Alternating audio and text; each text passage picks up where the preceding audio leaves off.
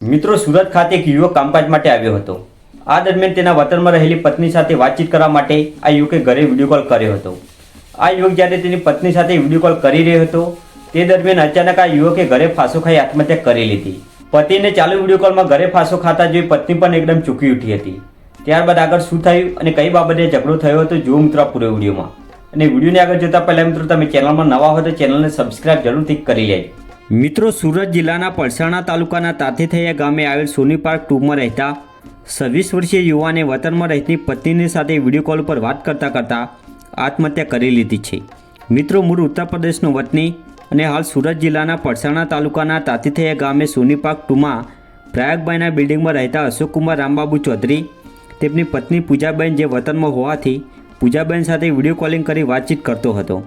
ત્યારે video calling દરમિયાન પત્નીએ તેમની પાસે રૂપિયાની માગણી કરી હતી, જે બાબતે બંને વચ્ચે ઝઘડો થયો હતો। આ દરમિયાન અશોકકુમારે વિડીયો કોલ ચાલુ હતો તે દરમિયાન જ પોતાના રૂમમાં પંખા સાથે કાપડ બાંધી ઘરે ફાંસો ખાઈ આત્મહત્યા કરી લીધી હતી। પતિને વિડીયો કોલ ઉપર આત્મહત્યા કરતો જોઈ પત્નીએ તાત્કાલિક અશોકના ઇન્ચાર્જ સત્યેન્દ્ર વિરેન્દ્રને યાદવને ફોન કરીને જાણ કરતાં તેઓ તાત્કાલિક અશોકના બિલ્ડિંગ ઉપર પહોંચ્યા હતા। જ્યાં જોયું તો અશોકે આત્મહત્યા કરી લીધી હતી, જેથી સત્યેન્દ્રએ કડોદરા પોલીસને જાણ કરતાં કડોદરા પોલીસ ઘટનાસ્થળે પહોંચી અકસ્માત મોતનો ગુનો નોંધી આગળની તપાસ હાથ ધરી છે।